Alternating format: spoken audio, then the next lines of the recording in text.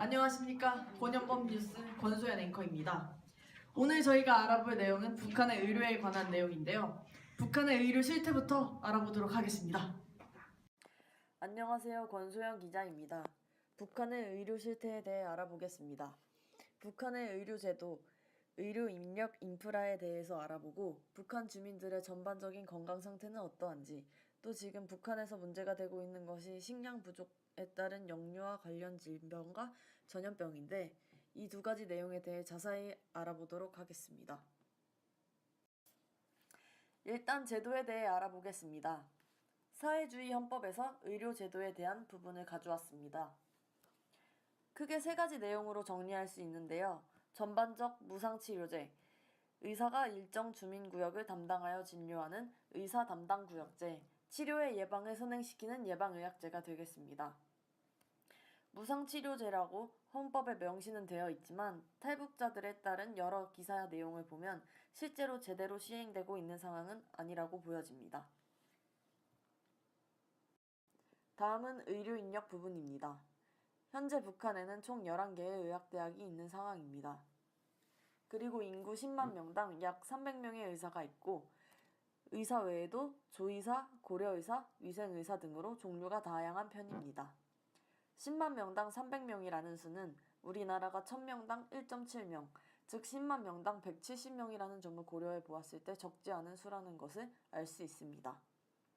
양적으로는 충분한 인력이 양성되어 있는 것처럼 보이지만 1990년대 이후 의료시설 및 임상실험실 붕괴 등으로 의학교육 기반이 열악하여 양질의 의료 인력 양성이 어려운 상태라고 합니다. 다음은 전반적인 건강 상태에 대한 내용입니다. 북한의 남녀 평균 수명은 67.1세입니다.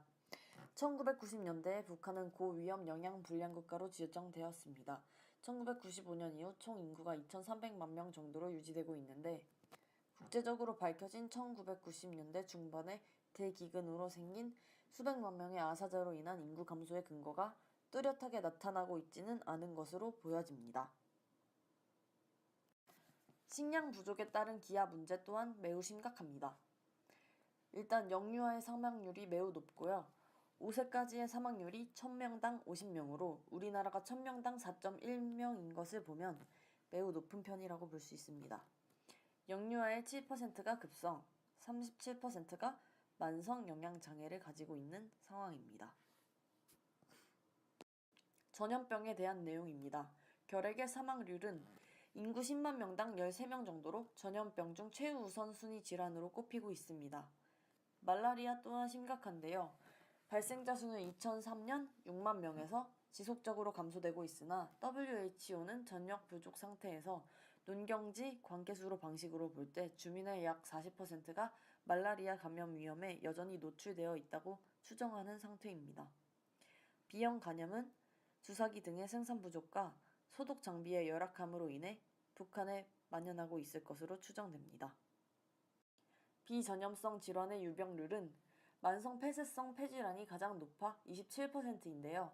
높은 흡연율이 그 원인으로 생각됩니다. 성인의 58%가 심각한 흡연자여서 세계보건기구도 특별히 관리해야 할 문제라고 지적하고 있는 상황입니다. 다음으로 심혈관 질환이 17.8%, 암이 14.4%, 당뇨병은 7%를 차지하고 있습니다. 여기까지 의료 실태에 대한 내용이었습니다. 안녕하세요. 네, 안녕하세요.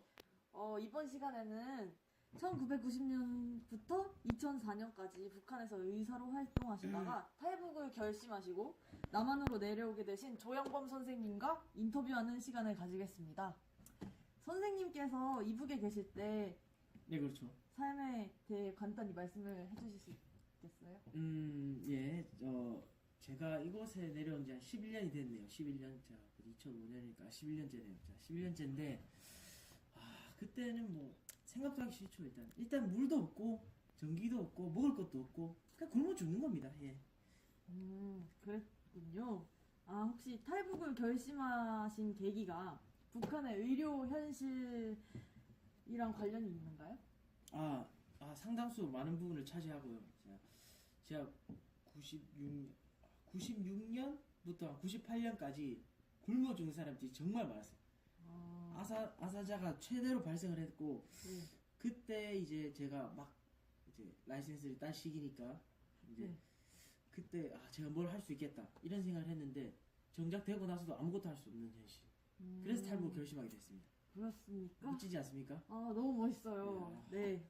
어쨌든 식량이나 항생제를 이북으로 보내줌으로 북한 의료를 조금 증진시킬 수 있다고 생각하시는가요? 일단 절대적인 식량과 항생제 같은 걸 보내주는 것도 물론 중요합니다. 네, 네. 중요하죠. 그래야 그쪽 사람들도 받아 쓸 수 있고. 근데 그것보다 더 중요한 게 이게 간 게 제대로 관리되고 있느냐. 그게 중요한 거죠. 이해되세요?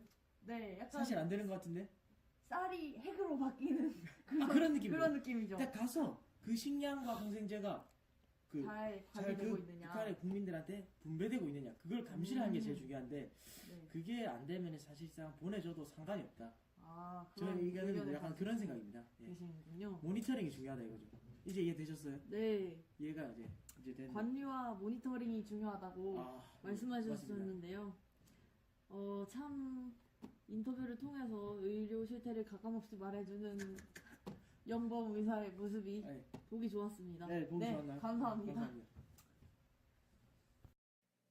2016년 8월 18일 인천 연수경찰서는 북한에서 의사로 일하던 탈북자 김모 씨가 빌딩 유리창을 청소하다가 추락해 숨졌다고 밝혔습니다. 경찰에 따르면 탈북자 출신의 김 씨는 지난 13일 오전 8시 40분쯤 인천 송도국제도시에 있는 한 고층 건물 2층에서 유리창을 닦다가 14m 아래 지하 1층으로 추락해 숨졌습니다. 함경북도 청진시에서 의과대학을 졸업하고 북한에서 의사로 일하던 김 씨는 아픈 아내를 치료하기 위해 지난 2006년 가족과 함께 탈북한 것으로 알려졌습니다. 김 씨는 2010년 취업을 했지만 담당하던 업무가 외주화되면서 환경미화원으로 빌딩 청소를 해왔으며 봉급만으로 생활이 힘들자 쉬는 날에도 공사판에서 일하는 등 아내의 치료비를 벌었습니다. 유족들은 작업했을 당시 안전모와 안전장비를 전혀 갖추지 않았다며 주차관리 업무를 하던 김 씨에게 청소 업무를 하라고 요구하면서 사고가 발생했다고 주장했습니다. 김모 씨는 탈북 후 우리 사회에서 힘겹고 치열하게 일을 하며 생활했지만 생활고를 벗어나기 힘들었습니다.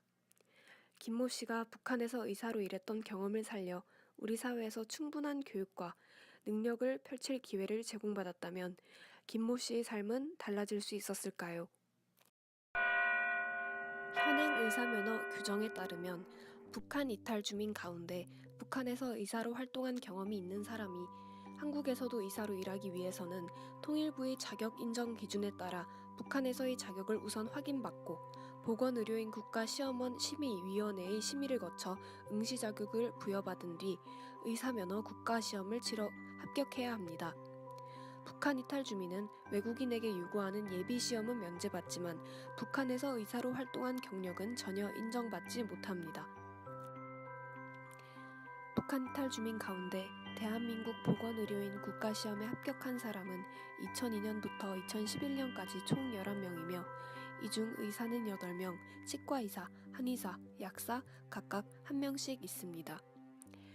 외국의 사례를 살펴보면 1970년대 이스라엘은 소련에서 대량 이주한 의사에 대해 20년 이상 활동한 의사는 6개월간의 수련을 거쳐 의사 면허를 인정했고 독일은 동서독 통일 후 동독 의사 면허를 그대로 인정, 서독 의료 체계에 흡수하였습니다.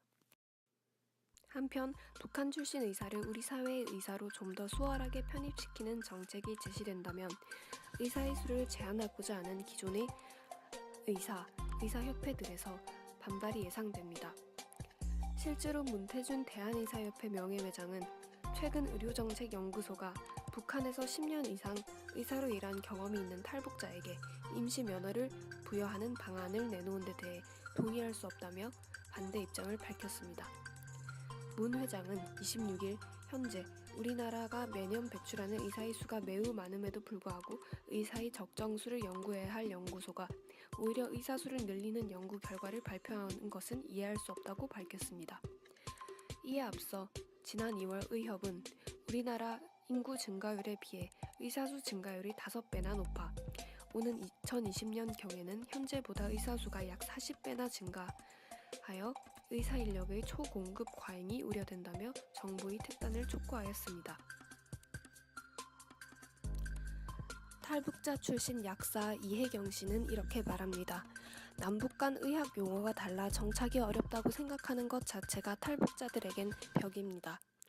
이혜경 약사는 북한과 남한의 의학 용어 차이는 크지 않다고 반론하며 센스만 있다면 알아차릴 수 있다고 강조하였습니다.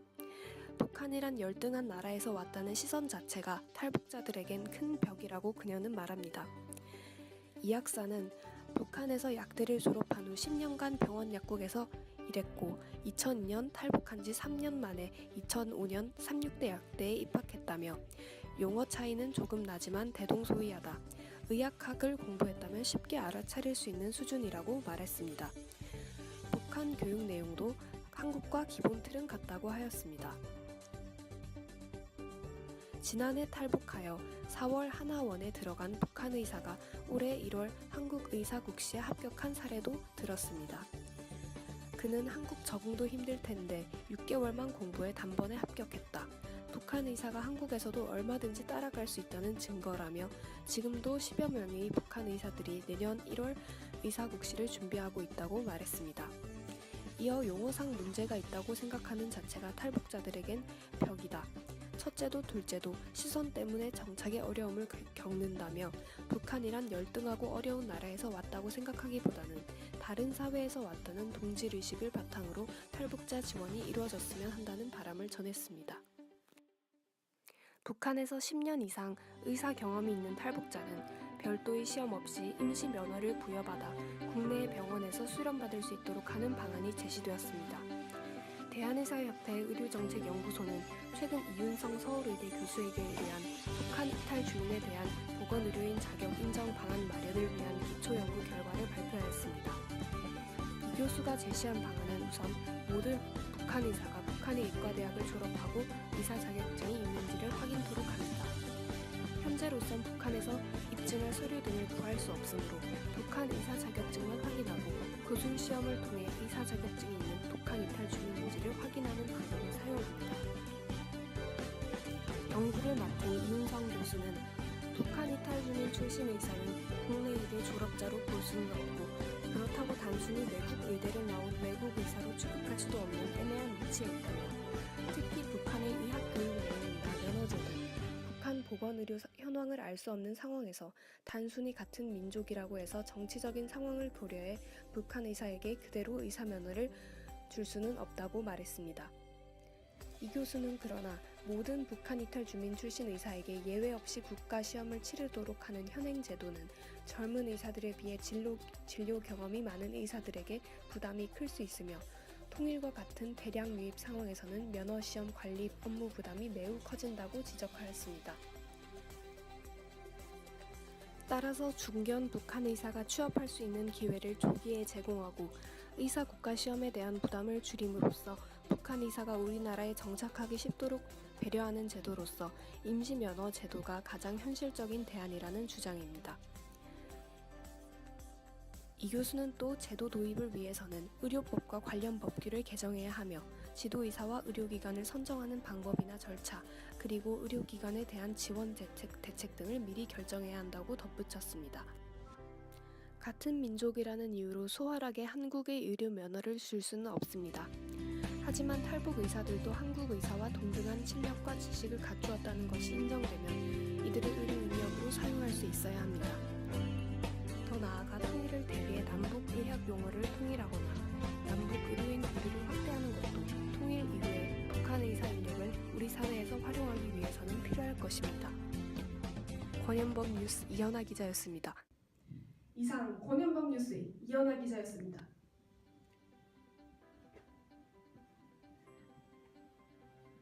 여러분, 호기심이 좀 생기셨나요? 통일, 그리 멀리 있지 않습니다.